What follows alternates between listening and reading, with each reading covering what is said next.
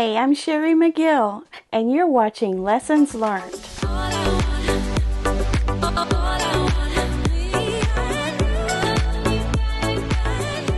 Welcome back to the Vintage Mystery Quilt Along. I have a new block for you for week 7. I misspoke last week and said that this would be week 8, but it is week 7. And I have chosen for you from the encyclopedia block number 1314A, which is this block right here. Hopefully you can see that. And that is called Old Maid's Puzzle, and it has dates of 1934 and 1936 in the encyclopedia. So it is a 1930s block, and no doubt that this block was used in conjunction with other blocks of the same pattern all over, or maybe as a border or corners or something like that, but we're just going to treat it as a standalone block, which you certainly could.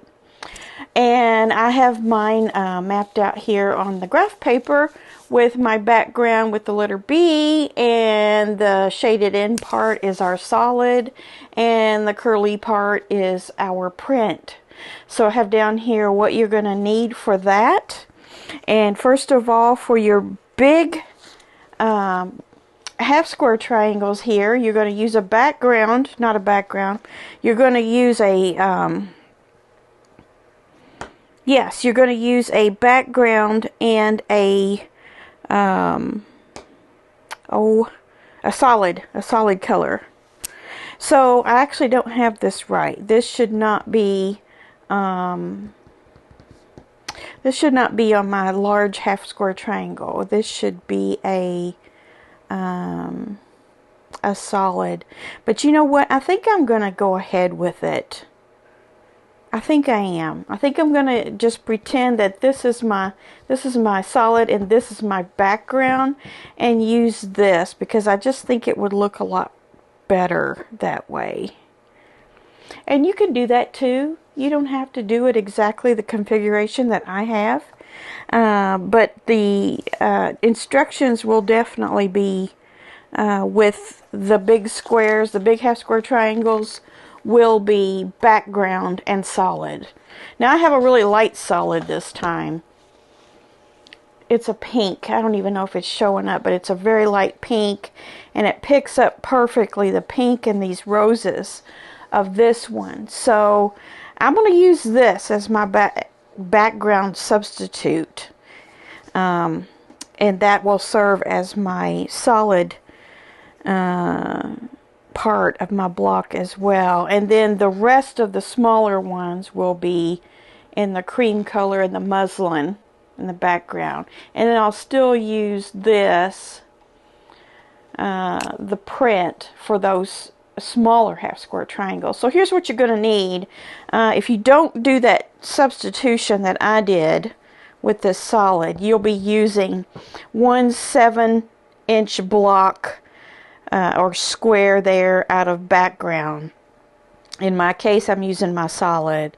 And then you'll need another 7-inch square out of your solid, or if this is your background, this will be your solid, or in my case, I'm using a print.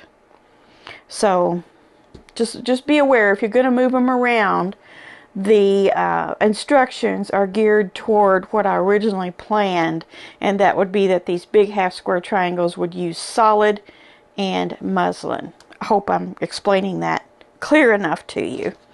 Alright, so there's that, and then we're also going to have we're going to have 4 half square triangles out of our muslin or our background, and the print that stays the same.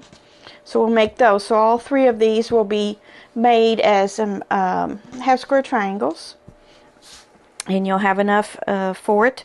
And then you're going to have some background that's just plain background blocks out of the muslin, and those will be 4 of those, and they'll be cut 3.5 by 3.5, and that's these 3 or 4 right down through the middle here. Okay, and then we have our 4 background and our 5 print for our 9 patch that we always do. So that's the same as always. So let me go ahead and put this together and see how it looks. Alright, here we are with my finished blocks.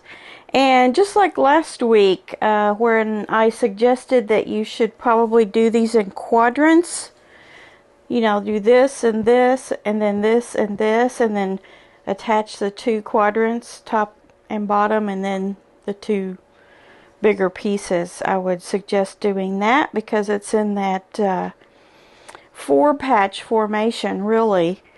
So you can barely see my pink, but that's okay. You get the idea of the old maid's puzzle here.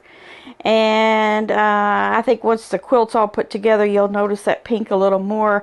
I can see it really well because it's pulling out from these pink light areas of the flowers in the print. And then I did flip them to see what it would look like with my 2 solids. And because it was a light shade of solid, it just didn't look right at all. So if you have a bright or a deeper solid, you could swap yours out if you're doing the background instead of the print. So just keep in mind that on the PDF in the description box where all the instructions are for this block, these will be background pieces and not solids, and these will be your solid. So if for some reason like me you have a light background, you might want to try this configuration instead. And then as always, I have my 9 patch over here all finished as well.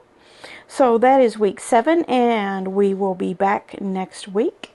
Week 8, block 8, and just keep moving along on our vintage mystery sew along here. So have fun with this block, and if you have any trouble, as usual, you can reach out to me through the email or through the comments. Alright, I'll see you next week. Bye.